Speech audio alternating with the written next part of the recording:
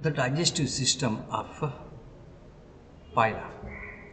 Digestive system includes the alimentary canal and the associated digestive glands. Alimentary canal starts from the mouth. Alimentary canal starts from the mouth.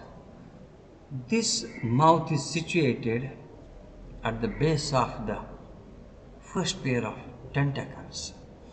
This mouth leads to the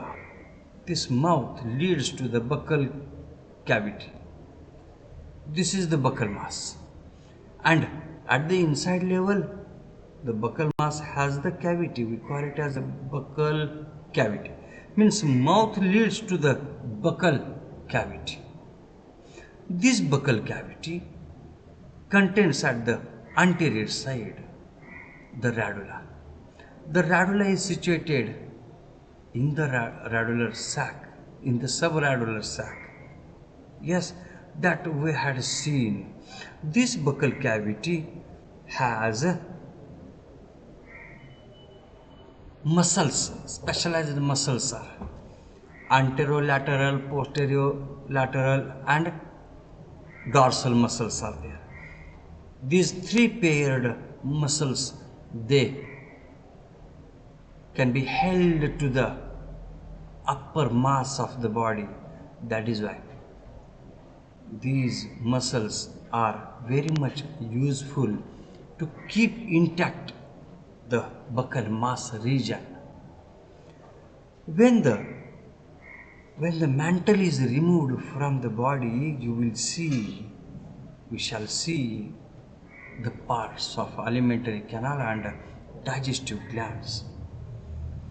This buccal mass, already we had seen in the last lecture how the buccal mass looks.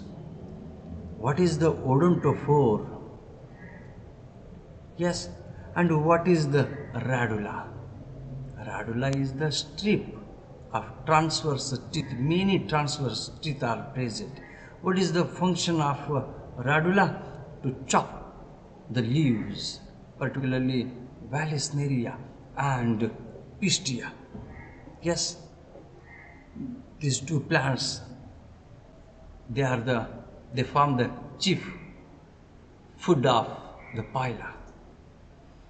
When the food is taken from the mouth, from radula, the food can be chopped. Leaves, pieces of leaves can be done with the help of radula by chainsaw movement of the cutting edges of jaws that we studied earlier in the last lecture. When food comes into the buccal mass, here the buccal glands are there. At inside level, here the buccal ganglion, two paired buccal ganglia are present at the outer side of the buccal mass, but at the inner side of the buccal mass, म्हणजे या तोंडातल्या पोकळीमध्ये glands are there. Buccal glands are present, and the buccal glands are paired elongated glands situated at the roof of the buccal cavity. Buccal कॅव्हिटीच्या रूफला म्हणजे वरच्या बाजूला, जे आपण जिभेनं दाताच्या जरा वरच्या बाजूला टच करूया, त्या ठिकाणी अशा ह्या बकल ग्लँड्स असतात.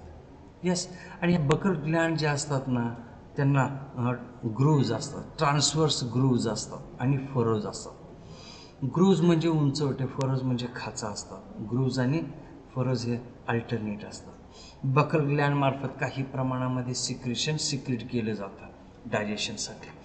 त्याच्यानंतर when the food comes in the posterior side of the buccal mass, the salivary gland secretion can be secreted into the buccal mass.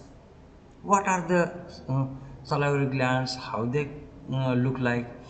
Salivary glands are the pair of white colored branching masses present behind the buccal mass. on the sides of the esophagus over the esophageal pouches. हे जे esophageal pouches असतात याच्या आतल्या बाजूला या glands असतात. Okay, and these glands are somewhat irregular in shape. They contain number of lobules inside it, and salivary duct extends forward from the salivary gland, and that duct extends from the salivary gland and opens into the buccal cavity. ह्याचं secretion buccal cavity मध्ये secrete केलं जाईल. What kind of secretion it is? Why it is helpful? These two salivary glands, they secrete mucus and starch splitting enzymes. Starch splitting enzymes means these enzymes, they break down the carbohydrates into the sugars. They break down carbohydrates into sugars. These are called the starch splitting enzymes. And the mucus secreted from the salivary gland, it helps in the lubrication of the food. But actually, not only the lubrication of the food, but for the lubrication of radula also. Why? Because the radula do the movement of, or do the chainsaw movement which act upon the food particles on those leaves. For that purpose, lubrication is necessary of the radula, and these mucus secreted from the salivary glands, they lubricate the radula as well as they lubricate the food. Lubrication का करावं लागतं? हवा आपण घशामध्ये नाही का तोटरे बसतात. ल्युब्रिकेशन जर व्यवस्थित झालं नाही, तोंडामधून लाळ व्यवस्थित जर त्या फूडवर गेली नाही तर तोटरे बसतात. That we know already. This is called the lubrication of food. Okay. त्याच्यानंतर इसोफॅजियल पाउचेस. आता इसोफॅजियल पाउचेस तर आत्ताच मी सांगितले तुम्हाला. beneath the salivary glands esophageal pouches are present at either side of the esophagus. ह्या इसोफॅगसच्या दोन्ही बाजूला हे इसोफॅजियल पाउचेस प्रेझेंट असतात. राऊंड कलरचे आहेत आणि क्रीम कलरचे असतात. सलावरी ग्लँडच्या बाहेरच्या बाजूने असतात. ओके. त्यांना म्हणायचं इसोफॅजियल पाउचेस. काय फंक्शन आहे त्या इसोफॅजियल पाउचेसचं? जेव्हा फूड येईल कुठून? माउथ, बकल कॅव्हिटी, तिथून थोड्या काळासाठी फूड टेम्पररीली स्टोअर केलं जातं. म्हणजे काही वेळासाठी फूड साठवलं जातं या इसोफॅजियल पाउचेसमध्ये. म्हणजे temporary storage of food is the function of the oesophageal pouches. And probably they can secrete, probably they may be useful in the secretion of the digestive enzymes. Yes, because digestive enzymes, they are of three types. Three types of digestive enzymes are there: proteases, amylase, lipase. These are the three types. Later on we shall go in detail. And the next gland is the digestive gland.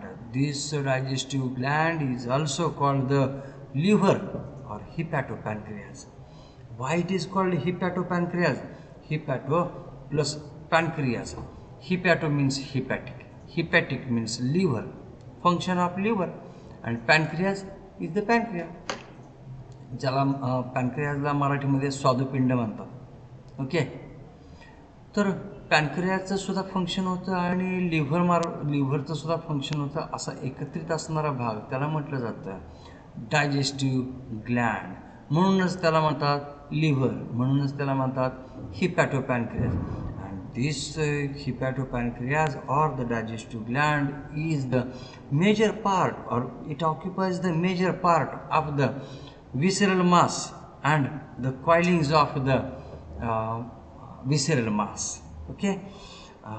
These digestive glands, how they look? Large, large, spirally coiled glands are there. Yes, this is the large, conical, spirally coiled, and dirty green to brownish colored digestive gland, which occupies the greater part of the coiled visceral mass. तो coiled विसरल मास असतो ना, त्याच्यामध्ये सगळा हा भाग occupy करतो.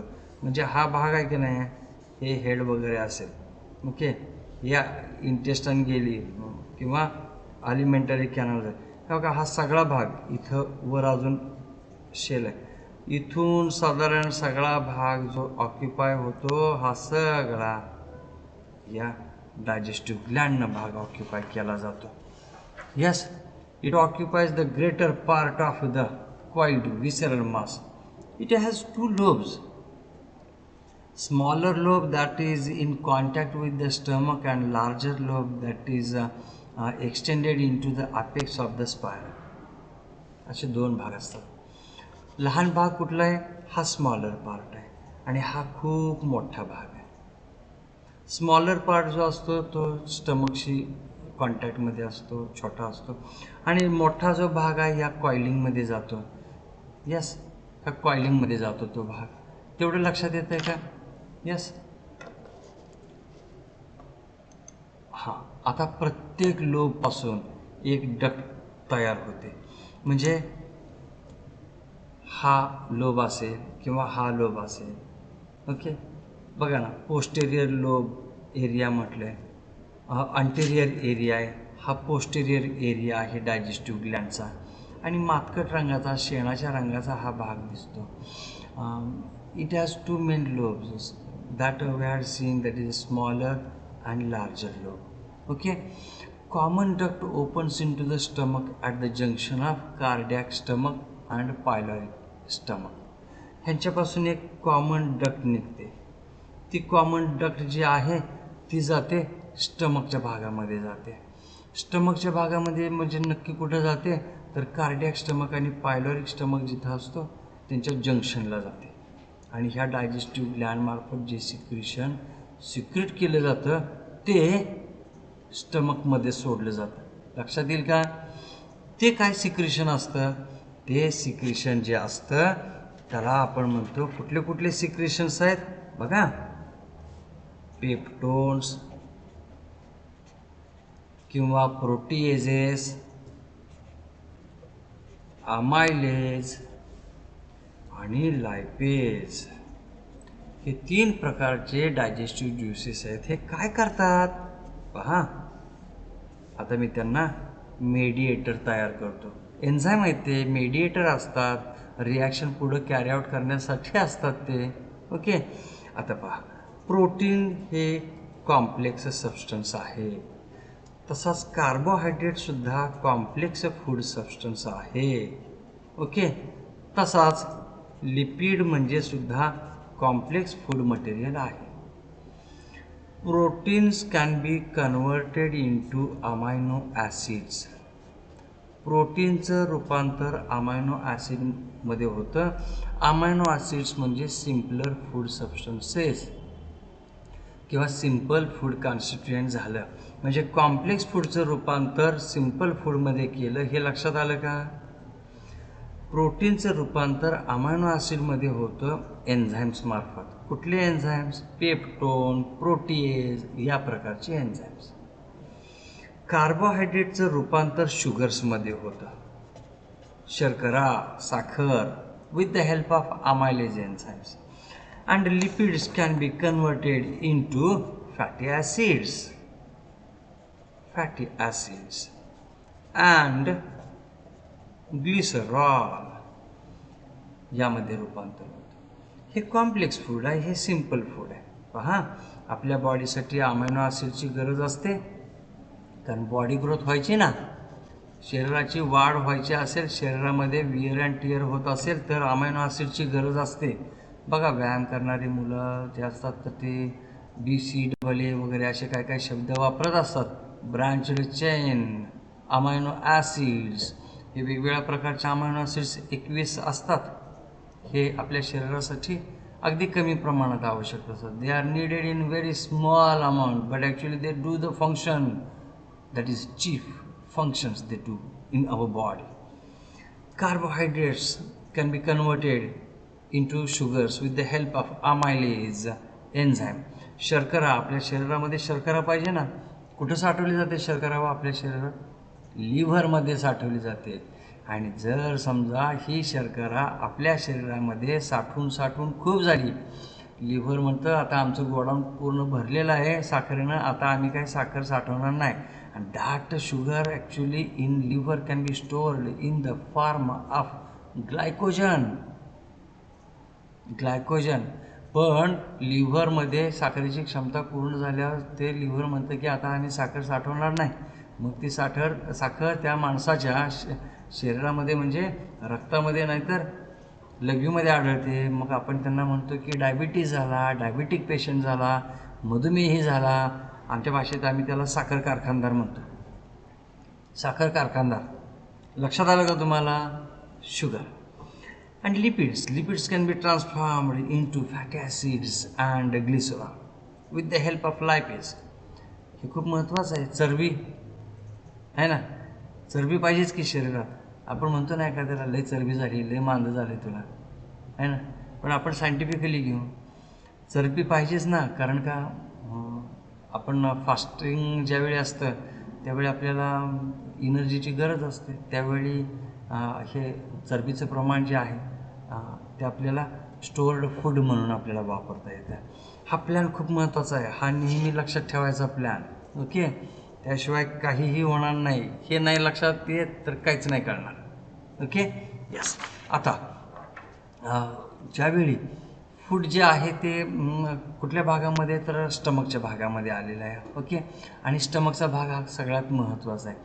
आणि टर्मिनल पार्ट जो असतो ट्युब्यूलचा, ह्यामध्ये छोटे छोटे ट्युब्यूल्स असतात. टर्मिनल पार्ट असतो ट्युब्यूलचा, त्या म्हणजे हे ट्युब्यूल आतमध्ये जाऊन कुठं आतपर्यंत जातात, तिथं अल्व्हिओलस असं म्हणतात. जो अल्व्हिओलस, त्या ट्युब्यूलचा छोटासा भाग, त्याला अल्व्हिओलस म्हणतो आपण, तो असतो ग्लँड्युलर, म्हणजे ग्लँड्स सिक्रीट करणारा तो भाग असतो. कुठले ग्लँड सिक्रीट होतात? यस, डायजेस्टिव्ह ग्लँड सिक्रीट होईल. काय सिक्रीट करेल हो? ते महत्त्वाचे ज्युसेस सिक्रीट करतं. कुठले ज्युसेस सिक्रीट करतं? ते सिक्रिशन्स आपण बघूया कुठल्या कुठल्या प्रकारचे सिक्रिशन आहेत. ओके, ते सिक्रिशन्स कोणामार्फत होतं? अल्व्हिओलाई मार्फत. अल्व्हिओलाई म्हणजे छोट्याशा डक्ट्युल्स तयार झाल्या कॉमन डक्टच्या, छोट्या अगदी, त्यांना अल्व्हिओलस असं म्हटलं जातं. मग सिक्रिटरी सेल्स आहेत. Secretory cells what they do? बघा, सिक्रिटरी सेल्स ह्यांचं काय काम असतं? सगळ्यात महत्त्वाचे आहेत बरं का या. They secrete cellulose splitting enzymes. Cellulose breakdown करणाऱ्या एन्झाईम्स असतात. ह्या सेल्युलोज ब्रेकडाऊन करतात. आता मला सांगा, आपण शाकाहारी आहोत, शाकाहारी वनस्पती आपण म्हणजे शाकाहारी अन्न खातो, वनस्पती खातो, पण वनस्पतीच्या बॉडी वॉलवर असणारं सेल्युलोज नाही आपण डायजेस्ट करू शकत. मात्र हे करू शकतात डायजेस्ट. का? कारण सिक्रिटरी सेल्स असतात डायजेस्टिव्ह ग्लँडमध्ये.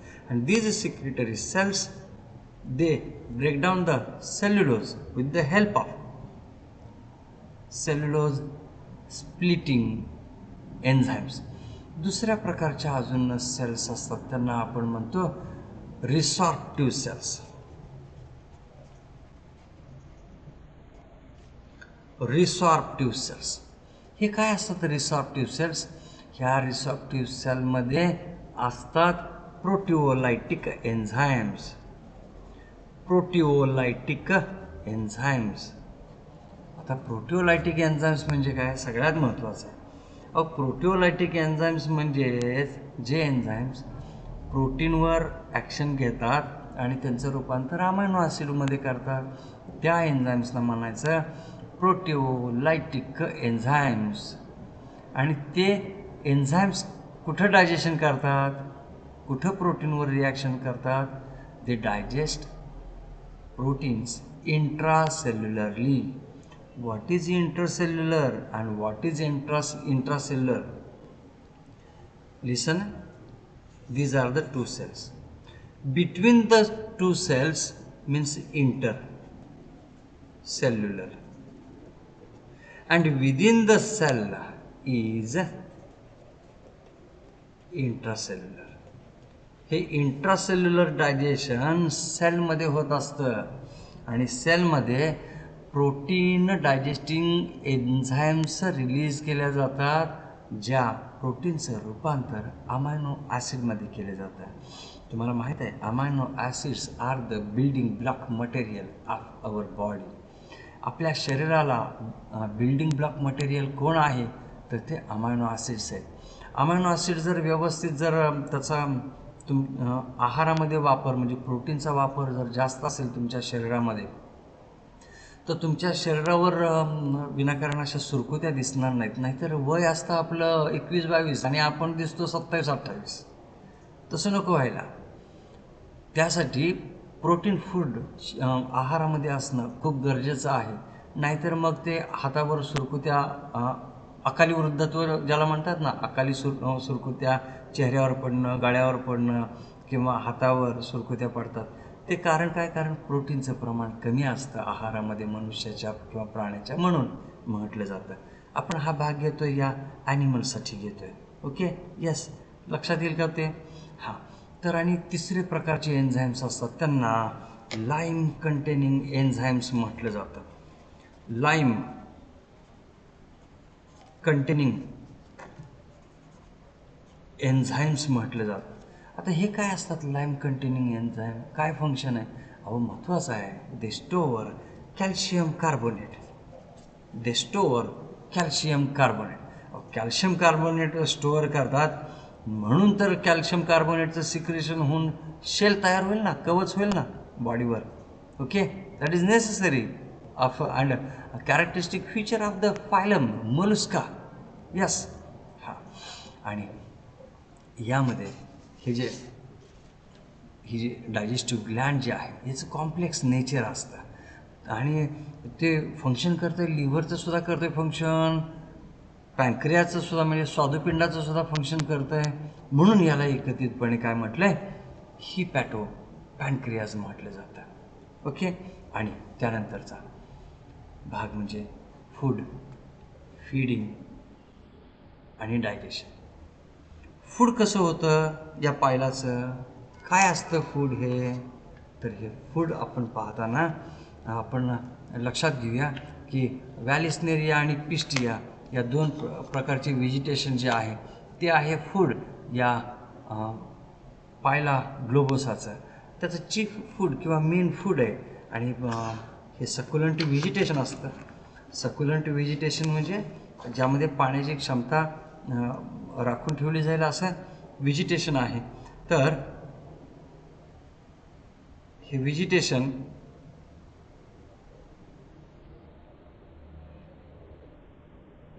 म्हणजे ज्या ठिकाणी हे व्हेजिटेशन असेल त्या ठिकाणी हे पायला आढळतात. Means Pila is herbivorous, feeds on plant or aquatic plants. Sometimes this phyla can also feed on dead animal bodies also. And during ingestion of food. What is mean by ingestion? Ingestion म्हणजे अन्न तोंडामधून आत घेताना काय होतं? During ingestion म्हणजे खाणं. During ingestion of food, protractor and sphincter muscles of the buccal mass. Buccal मासमध्ये protractor आणि रिट्रॅक्टर आणि स्पिंक्टर मसल्स असतात, त्यांचे ॲक्शन यामध्ये होते. आपण एवढंच लक्षात घेऊया की प्रोट्रॅक्टर अँड रिट्रॅक्टर मसल्स. आता हे मसल्स कसे असतात? रिट्रॅक्टर मसल्स ताणून धरतात, प्रोट्रॅक्टर मसल्स सैल सोडतात. लक्षात आलं ना? जसं घरी आपल्या आई ओरडली खूप की वडील सैल सोडतात, वडील खूप ओरडले की आई थोडंसं गप्प राहते. म्हणजे काय होतं त्यामध्ये? कुणीतरी एकानं मारायचं, दुसऱ्यानं समजवायचं. तसं हे मसल्स असतात. प्रोट्रॅक्टर अँड रिट्रॅक्टर मसल असतात यामध्ये. आणि त्याचबरोबर स्फिंक्टर मसल्स बकल मासमध्ये असतात. ओके. आणि माउथमध्ये जेव्हा फूड जेव्हा येतं त्यावेळी ते 2 जॉज असतात डाव्या आणि उजव्या बाजूला. त्या जॉज मार्फत त्या फूडचं कटिंग केलं जातं आणि ते लिव्ह जे आहे they can be cut up. Yes, with the help of cutting edges of the odontophore and radula. हा आणि आता पाठीमागचा जो भाग आहे तो आहे रॅडुला. तो रॅडुला काय करतो? रॅडुला चेन सॉ मुवमेंट करतो.